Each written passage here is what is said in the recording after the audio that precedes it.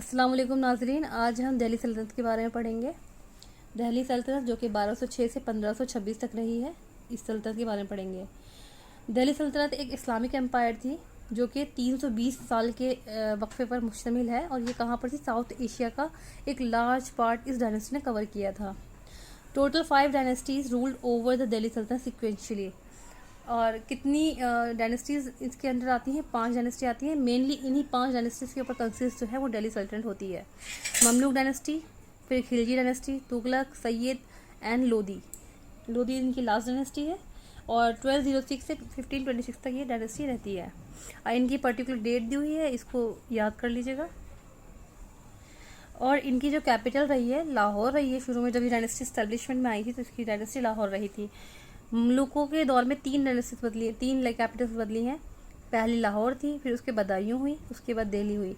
उसके बाद खिलजियों की फुल टाइम दिल्ली रही और तुगलकों की भी दिल्ली रही और सैयद डायनेस्टी की भी दिल्ली रही। उसके बाद आते लोधी। लोधियों की पहले दिल्ली रही, फिर उन्होंने दौलताबाद में कन्वर्ट किया, फिर दोबारा से दिल्ली और आखिरी सिकंदर लोधी ने जो है अपना कैपिटल आगरा को बना लिया था। इस पूरे दौर में जो ऑफिशियल लैंग्वेज थी वो पर्शियन रही है और हिंदी भी वहाँ के लोकल लोग बोलते थे जो रहने वाले हिंदुस्तान के थे। और टर्किक जो वहाँ के रूलिंग एरियाज थे और रूलिंग लोग जो थे वो लोग टर्किक लैंग्वेज बोलते थे। उसके बाद हम पढ़ेंगे सबसे पहले कि द टर्क्स इन्वेडर्स। सबसे पहले महमूद गजनवी के बारे में पढ़ेंगे। Mahmud Ghaznavi led 17 expedition between 1001 and 1027, यानी कि 1001 से 1027 तक जो है महमूद गजनवी 17 हमले किए हिंदुस्तान के ऊपर। महमूद गजनी ने हिंदुस्तान के ऊपर रेड की और उसके बाद क्या किया? उसने पंजाब के राजा जयपाल को मार डाला। और उसके बाद कौन सी बैटल में? वाहिंद बैटल हुई सबसे पहले। और इसमें क्या है, जो पंजाब का राजा जयपाल था उसकी वफात हो गई। महमूद गजनी ने फिर क्या किया? सोमनाथ टेम्पल को है तहस नहस कर दिया। और किस सन में किया? 1025 से 1026 एडी। अलबिरूनी एक मशहूर स्कॉलर है जिसने किताबुल हिंद लिखी है। और फिरदौसी एक पर्शियन पोएट है जिसने बुक शाहनामा लिखी है। कुतुबी कोर्ट ये एक बहुत बड़ा हिस्टोरियन है और इसी किताबुल यमीनी है। तो ये सब जो है इसी दौर से ताल्लुक़ रखते हैं और इनको जो है महमूद गजनवी अपने साथ लेकर आया था। Alberuni known as Homer of the East. Alberuni कौन है?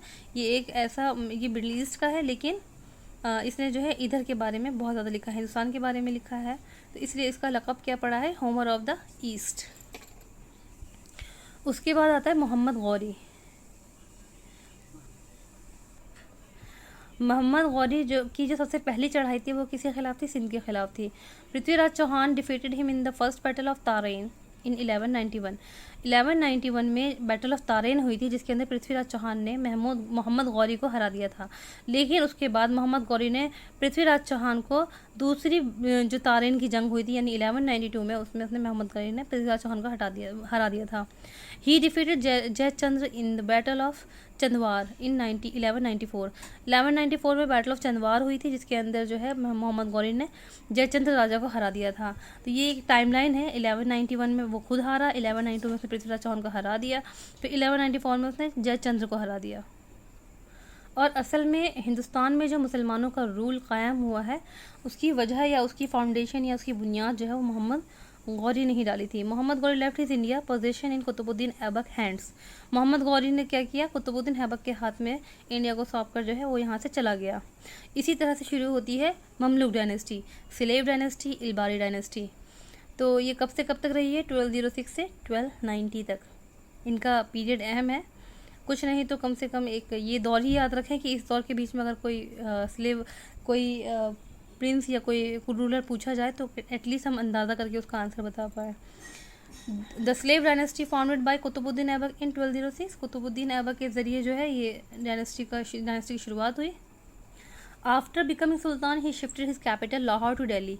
जैसे ही सुल्तान बना इसने क्या की? अपनी कैपिटल को लाहौर से दिल्ली मुंतकिल कर ली। ये क्वेश्चन बन सकता है कि जब ये हुकूमत बनी तो कहाँ बनी थी? ये लाहौर में बनी थी। उसके बाद ये लोग बाद में दिल्ली की तरफ आ गए थे। ही अर्न द सोब्रिकेट ऑफ लख बख्श। कुतुबुद्दीन ऐबक को लख बख्श भी कहा जाता था, लखदाता भी कहा जाता था। लोग इनको इस नाम से पुकारते थे। Qutbuddin Aibak build Qutub Minar in the memory of Qutbuddin Bakhtiyar Kaki. एक अगला क्वेश्चन ये हो सकता है कि कुतुबुद्दीन ऐबक ने जो कुतुब मीनार बनवाया था वो किसकी याद में बनवाया था? कुतुबुद्दीन बख्तियार काकी की याद में। कोतुल इस्लाम मॉस्क इन दिल्ली एंड 2.5 दिन का झोपड़ा इन अजमेर, ये दोनों चीज़ें भी कुतुबुद्दीन ऐबक ने बनवाई थी, ये दोनों मोनूमेंट्स यानी आर्किटेक्चर। और कोतुल इस्लाम मॉस्क जो है ये दिल्ली में है और 2.5 दिन का झोपड़ा जो है वो अजमेर में है। He died after falling from horse. He died after falling from horse while playing polo. ये लाहौर में पोलो खेल रहे थे यानी चौगान खेल रहे थे और उसमें घोड़े से गिरकर जो है इनकी मौत हो गई। उसके बाद इनके दामाद तख्त पर आते हैं जिनकी हुकूमत 1210 से 1236 तक रही है। Iltutmish got his authority as sultan of Delhi recognise by the caliph of Baghdad, यानी उस टाइम जो बगदाद के खलीफा थे उनके ज़रिए जो है इसकी कैलिफशिप को जो है अथॉरिटी मिली थी, ये उनके ज़रिए मिली थी। Iltutmish is called father of Tom building, तो इनको क्या कहा जाता है? फादर ऑफ टॉम बिल्डिंग कहा जाता है। Mongols appeared first time under the leadership of Changez Khan during Iltutmish rain, पहली दफ़ा जब मंगोल हिंदुस्तान आए थे तो वो चंगेज़ खान की लीडरशिप में इसी दौर में आए थे। ये क्वेश्चन बन सकता है कि चंगेज़ खान या मंगोल्स जो हैं वो फर्स्ट टाइम कब आए थे? तो इल्तुतमिश के दौर में आए थे। Iltutmish issued a purely Arabic coins of silver, Iltutmish ने क्या किया था? प्योरली अरबिक कॉइन्स जारी किया था जिसको टका बोलते थे एंड कॉपर को जिताल बोलते थे। 2 कॉइन्स इसने जारी किए, एक सिल्वर का था वो टका था एंड कॉपर का जिताल था। Iltutmish organise a band of his own 40 trusted noble called Turkan Chihalgani, ये एक अहम क्वेश्चन बन सकता है कि तुर्कान चिल्हानगानी के फाउंडर कौन है? तो वो इल्तुतमिश है, या इन्होंने जो एक ट्रस्टी की ऑर्गेनाइज की थी उसको क्या कहते हैं? इस तरह से क्वेश्चन आ सकता है इसका। He divided his empire into इक़्ता system and assignment of land in lieu of salary for his officer। इक़्तास इनका ये आ सकता है, ये इक़्ता से बना है जिसका अंदर टुकड़ा होता है, तो ये ज़मीन के ताल्लुकात से है। The iqta system was followed by other sultan of Delhi, इन्होंने इसको शुरुआत की थी और उसके बाद जो दिल्ली के अदर सुल्तान थे उन्होंने इसको फॉलो किया था। इनके बाद इनकी बेटियाँ आती हैं तख्त पर, 1236 से 1240 तक रहती हैं ये, सिर्फ 4 साल। और रज़िया सुल्तान डॉटर ऑफ इल्तुतमिश, ये इनकी बेटी थी और पहली और आखिरी मुस्लिम हुक्मरान रही मिडिल इंडिया की। She disregarded purdah, began to adorn male attire and rode out in public, इन्होंने क्या किया कि इन्होंने पर्दा छोड़ दिया और मर्दाना लिबास पहनना शुरू कर दिया, उस तरीके से रहना शुरू कर दिया, पब्लिक में इसी तरह घूमा करती थी। ये उस तरह का चलन नहीं था, इसलिए इसको ज़्यादा अनोखा और अजूबा समझा गया। शी वॉज किल्ड, और उनको क्या किया? उनको मार दिया गया। उनके हस्बैंड के साथ किसने मारा? उनके सौतेले भाई ने ही। और उनके हस्बैंड कौन थे? वो अल्तुनिया के, उनके हस्बैंड जो अल्तुनिया थे वो भटिंडा के गवर्नर थे। और इनको मारा किसने? इनके सौतेले भाई बहराम शाह ने मार दिया। वो कौन थे? असन ऑफ इल्तुतमिश। अब उसके बाद इसके रज़िया सुल्ताना के बाद जो है कुछ कमज़ोर सुल्तान बैठते हैं, तो मैंने उनका जिक्र यहाँ पर नहीं किया, आपको नॉलेजिकल ऑर्डर्स में देख लेना। उसके बाद नवे सुल्तान आते हैं, गयासुद्दीन मोहम्मद बलबन, जिनको कि एक तरीके से नया फाउंडर माना जाता है इस डायनेस्टी का। तो ये 1266 से 1286 तक रहे। Balban was a member of Chalisa but Turkan Chihalgana, ठीक है। ये कौन थे? चिल्हानगाना जो इल्तुतमिश ने जो बनाई थी उसके ये मेंबर थे। Balban separate the military department from the finance department, Balban ने क्या किया? मिलिट्री डिपार्टमेंट को फाइनेंस डिपार्टमेंट से अलग कर दिया। इन्होंने कहा कि मिलिट्री डिपार्टमेंट अलग होना चाहिए, फाइनेंस डिपार्टमेंट अलग होना चाहिए। He declare the sultan is as the representative of God on the earth, इन्होंने ये मानते थे कि जो सुल्तान होता है वो ज़मीन पर अल्लाह का या खुदा का जो है वो रिप्रेजेंटेटिव होता है, उसका खलीफा होता है। ही believed in semi divine theory of kinship, ये समझता था कि जो किनशिप होती है, किंगशिप यानी बादशाह जो होती है वो रूहानी होती है, यानी कि वो रूही होती है, वो ऊपर से उतरी होती है, वो खुदा की तरफ से उस पर्टिकुलर बंदे को मिलती है। बलबन ने क्या किया? इंट्रोड्यूस सजदा, यानी खुद को सजदा करवाया, पे बॉस, और एक पर्शियन फेस्टिवल नौरोज़ को यहाँ पे इंडिया में इंट्रोड्यूस किया। He instructed to the ulamas to confine themselves to religious affairs and not to engage in political activities, यानी कि इन्होंने उलमा को यानी रिलीजियस मैटर को पॉलिटिकल मैटर से बिल्कुल अलग कर दिया। इन्होंने कहा कि ये 2 अलग चीज़ें हैं और इनको बिल्कुल अलग अलग रखना चाहिए। He adopted iron and blood policy, ये भी आ सकता है पेपर में कि ब्लड पॉलिसी और आयरन पॉलिसी जो है वो किसकी थी? तो ये गयासुद्दीन बलबन की थी। ये वो बनकर आ सकता है कि उलमा को अफेयर्स के साथ किसने अलग किया, या ये सही रीज़न एसोसिएशन बनकर आ सकता है। तो ये एक लाइन जो होती है बहुत इंपॉर्टेंट होती है, उनको सही से पढ़ना चाहिए। आयरन ब्लड पॉलिसी मतलब ये कि अपने एनिमीज़ को ख़त्म करने के लिए जिस हद तक भी जा सकते हैं जाना चाहिए। बिल्कुल सेम आयरन ब्लड पॉलिसी किन्होंने इख्तियार की थी? कलामतियों ने। द खलजी डायनेस्टी, उसके बाद नेक्स्ट आती है खिलजी डायनेस्टी।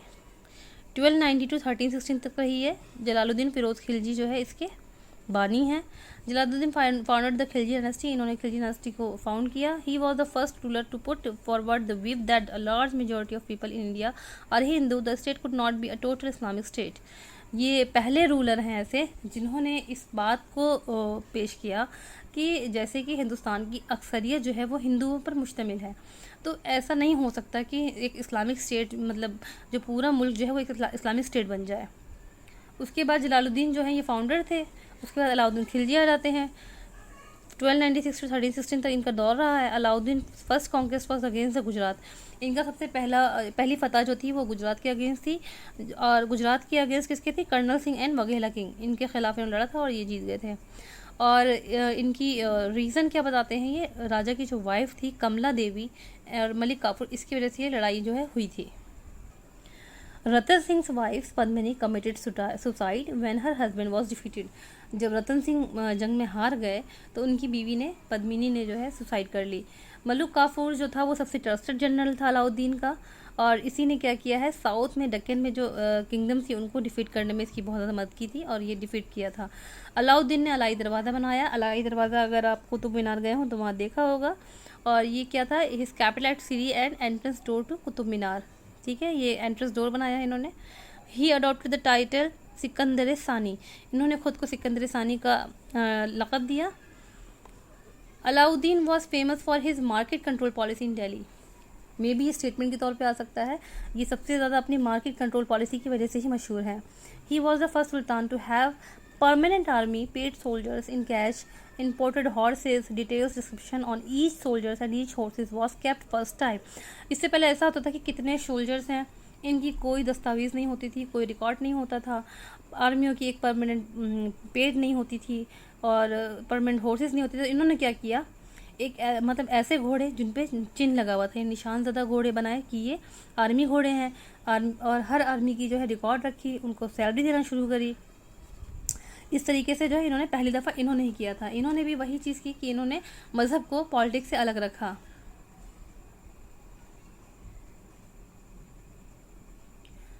और he proclaim the kinship knows no kinship, ठीक है, यानी कि अगर बादशाह चाहिए तो कोई भाईचारा नहीं। Alauddin was illiterate but patron of अमीर खुसरो एंड मीर हसन देलवी।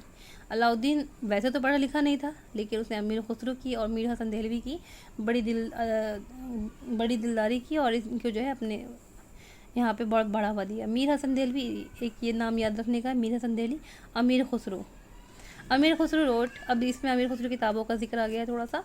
अमीर खुसरो ने क्या लिखा है, किताब आशिका लिखी है, ख़ज़ाइनुल फुतूह लिखी है। ये किताब जो है कई दफ़ा पेपर में पूछा भी गया ख़ज़ाइनुल फुतूह के बारे में। इन्होंने कौन सा इंस्ट्रूमेंट इन्वेंट किया है, sitar, tabla. He was witness of 8 Delhi. अमीर खुसरो एक ऐसे म्यूजिशियन है जिन्होंने 8 सुल्तानों की दहलों की मतलब देखा है। नोन ऑज फादर ऑफ उर्दू, इनको फादर ऑफ उर्दू के नाम से भी जान सकता है, फादर ऑफ गज़ल के नाम से भी जाना जाता है इन्हें, पैरट ऑफ इंडिया यानी तूतिए हिंद के नाम से भी जाना जाता है। तो ये अमीर खुसरो के ताल्लुक से ये इतनी चीज़ें जो है बहुत अहम है, इसमें से कोई भी सवाल बनकर आ सकता है, तो इसको ज़रूर देख लें। और आगे का जो बाकी जो सल्तनत डायनेस्टी रह गई है उसको हम अगले वीडियो में कवर करेंगे। जब तक के लिए अल्लाह हाफिज़।